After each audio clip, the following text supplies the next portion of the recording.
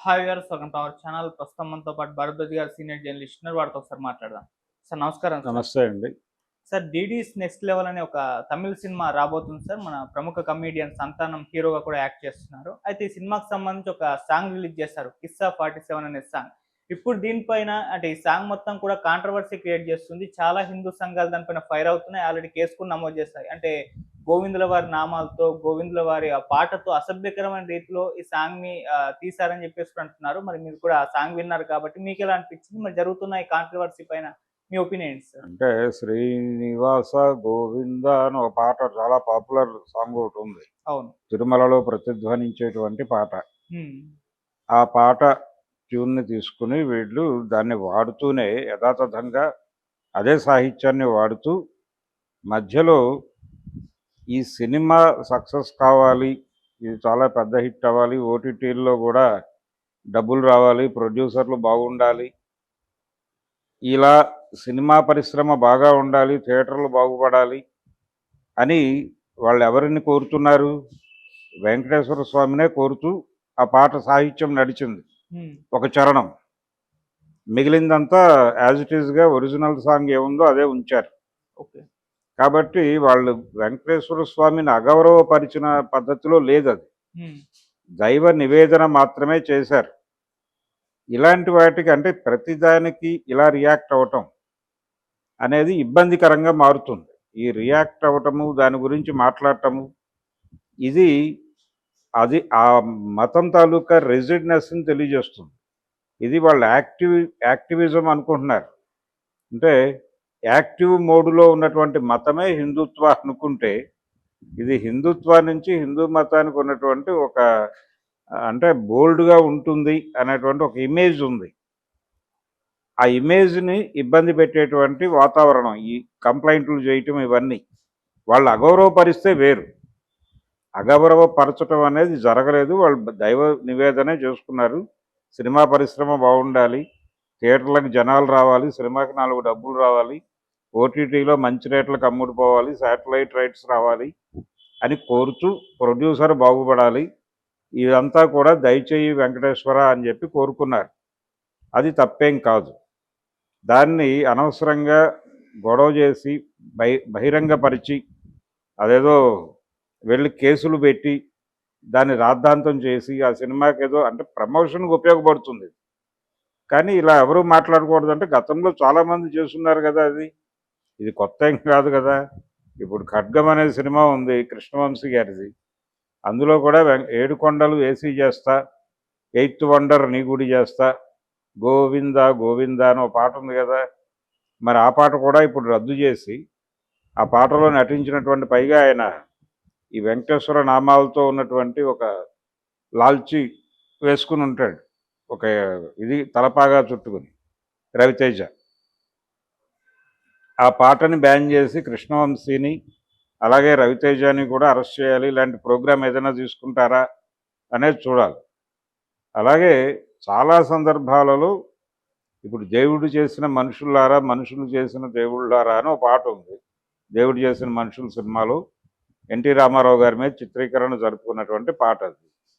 అందులో కొంచెం క్రిటికల్గా పెడుతుంది సాహిత్యం, కొంచెం క్రిటికల్గా పెడుతుంది, కానీ దైవ దూషణ ఏమి ఉండదు. ఈ పాటల్లో అది కూడా ఉండదు. ఈ పాటల్లో కంటే కూడా అందులో కొంచెం క్రిటికల్గా వెళ్తారు, కానీ అగౌరవపరచరు. ఈ పాటల్లో ఇప్పుడు మనం చెప్పుకుంటున్నటువంటి తమిళ పాటలోను అలాగే 'ఖడ్గం' పాటలోను కూడా ఆ మేరకు అంటే దేవుడు చేసిన మనుషులు సినిమాలో పాటలో ఉన్న క్రిటిసిజం కూడా లేదు.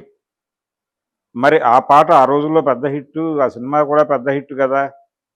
జనం చూశారు, జనం ఏం నొచ్చుకోలేదు కదా, వాళ్ళేం ఇబ్బంది పడలేదు.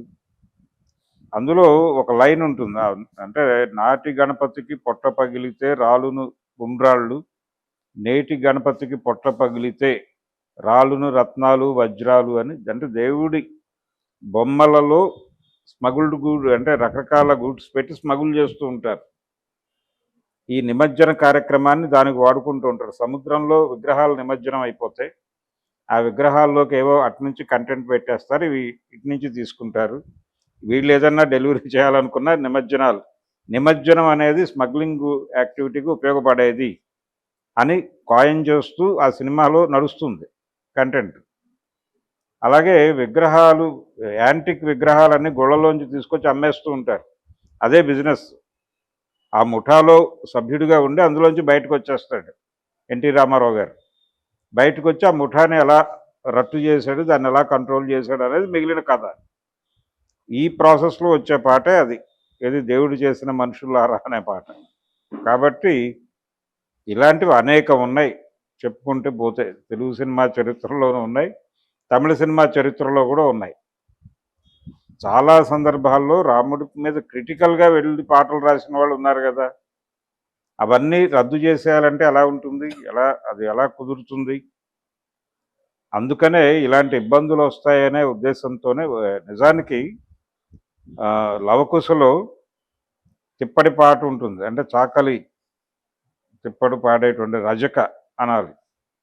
ఆ రజక నుంచి వచ్చినటువంటి ఒక విమర్శ వలన కదా సీతమ్మ వారిని పంపించేసింది అడవులకి రాముడు.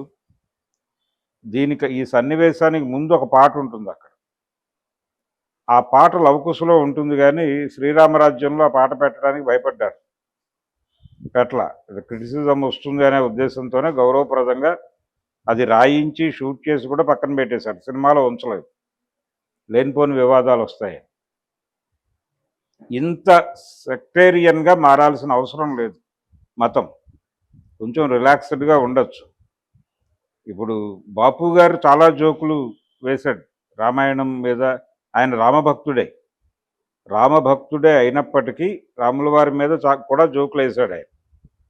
ఉదాహరణకి రాముడు వెళ్ళి వశిష్ఠుడి తలుపు కొడతాడు ఒక రోజు అర్ధరాత్రి పూట. కొడితే ఆయన లోపల నుంచి ఎవరు అంటాడు. నేనే అంటాడు ఈయన బయట నుంచి. నేనంటే ఎవరు అంటాడు ఆయన లోపల నుంచి. అది తెలుసుకోవడానికే వచ్చాను ఇప్పుడు అంటాడు.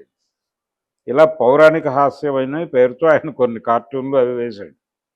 ఇప్పుడు అవన్నీ రద్దు చేయాలి, వాళ్ళందరినీ ఉరి తీయాలంటే ఎలా కుదురుతుంది? అందుకని వాళ్ళు అగౌరవపరిచారా లేదా అనేది చెక్ చేసుకోవాలి. అగౌరవపరచలేదు, ఆ పాటలోనూ అగౌరవపరచలేదు, ఖడ్గం పాటలో కూడా అగౌరవపరచలేదు. క్రిటికల్గా వెళ్ళే ప్రయత్నం కూడా వీళ్ళు ఎవరూ చేయలే, భక్తి ప్రపత్తులతోనే ఉన్నారు. కాబట్టి ఇప్పుడు మీరు డిస్టర్బ్ చేసి వాళ్ళని టార్గెట్ చేస్తే వాళ్ళు పారిపోతారు ఇక్కడ నుంచి. అలా బెదరగొట్టి భయపెట్టి టెర్రరైజ్ చేయటం కరెక్ట్ కాదు. టెర్రరైజ్ చేయటము అనేది మతం తాలూకా లక్ష్యం కాకూడదు, ఇది మానుకోవాలి. అలాగే వీళ్ళకు ఉన్నటువంటి భక్తి ఇంకొకటి ప్రాణ సంకటంగా మారకూడదు. అవతల వాళ్ళని కలుపుకుని వెళ్ళాలి, లేకపోతే ఇలాంటివి వద్దయ్యా అని సలహా సూచనగా చెప్పాలి. ఇలాంటివి జరుగుతున్నాయని ఎక్కడైనా మీరు ప్రెస్ మీట్ పెట్టి ఆవేదన వ్యక్తం చేయండి, అంతవరకు. కేసులు పెట్టి వీళ్ళని ఆపేయాలి, సినిమా ఆపేయాలి, వాళ్ళని అరెస్ట్ చేయాలి, ఈ గొడవ అనవసరం. ఇది వాంటెడ్గా చేస్తున్నట్టుగా కనిపిస్తోంది. ఈ పోకడల నుంచి బయటకు రావాలి ముందు. హిందూ మతం అనేది ఈ పోకడల నుంచి బయటకు రాగలిగితే అది నలుగురిని కలుపుకుని వెళ్ళగలుగుతుంది. అకామిడేటివ్గా ఉండాలి ఏదైనా సరే, రిజిడ్గా ఉండకూడదు. ఆ రిజిడ్నెస్ అనేది పెరుగుతోంది, ఇది అసహనంగా మారుతోంది, ఇది ఇబ్బందికరం.